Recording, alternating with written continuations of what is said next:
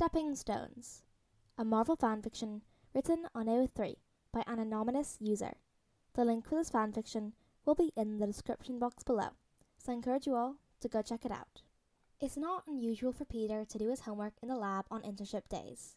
It's actually far more unusual for him to not have some form of homework with him. Sometimes he grumbles over an English paper. Other times he's speeding through chemistry before he starts on a project alongside Tony. But more often than not, he's powering through the work that's due the next day. So, Tony doesn't find it odd when he pulls out his laptop, shoving in earbuds for the first half an hour of the limited time. Tony doesn't mind. Not when he hears the keys clicking away and knows it's such a normal teenage experience. It makes him smile. That is until he asks for help. Okay, look. Peter asks for help for things all the time, actually.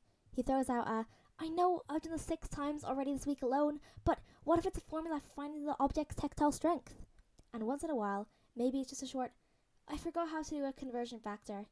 If he's been working for a minute, he'll ask for help. But he doesn't tend to ask for help for the stoichiometry that he doesn't understand. Rue?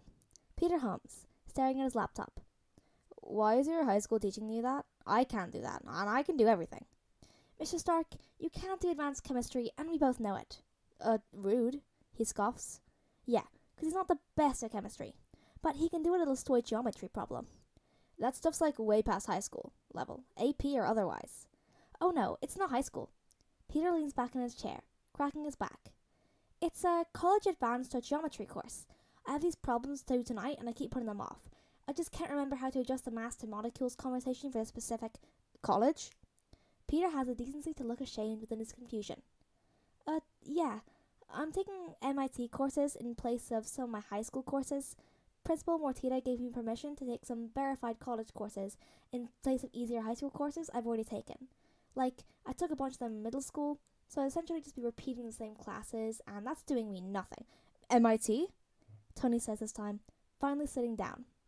Pete, why didn't you tell me you were dual enrolled? Well, I'm not really, since you're taking classes at MIT in place of the classes at your nerd school because they're too easy. You're dual enrolled. He stops to think about it, resigning for a moment. Oh, okay, you've got me there. Tony doesn't think too much further after that. It cements in his mind that Peter is far smarter than he'll ever take credit for. But other than that, he just does his best to answer questions and calls up Bruce when he can't. Sometimes his theoretical questions make Bruce pause, and that's just when Tony smiles. It's after the snap, after those 6 horrific months. He thinks about it again. He'd lost Peter. Not forever, not even for that long. But in hindsight, he's lost him. And suddenly he's being thrust back into our lives, and all Tony wants to do is accommodate him. Have you figured out your classes yet? He asks, sitting back on the porch just as the sun sets. Pepper's already inside and asleep, but being pregnant is tiring. He's learned that secondhand.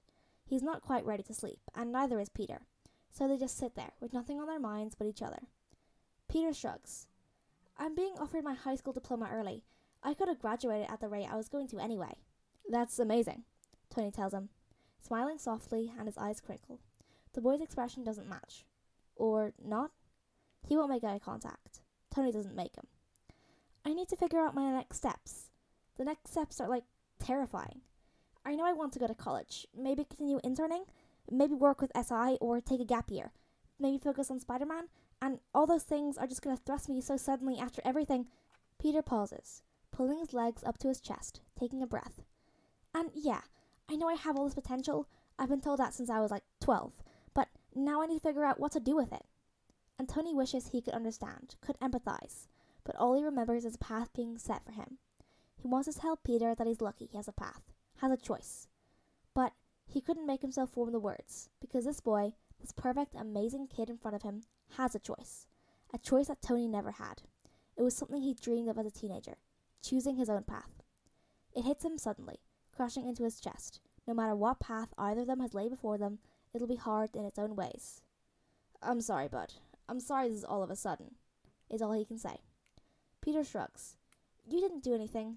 You brought back half the planet for me. I shouldn't be sad about life. All I have left is life, you know? Shaking his head, Tony turns slightly to face him. Peter doesn't look him in the eye, but at least moves his head in the right direction.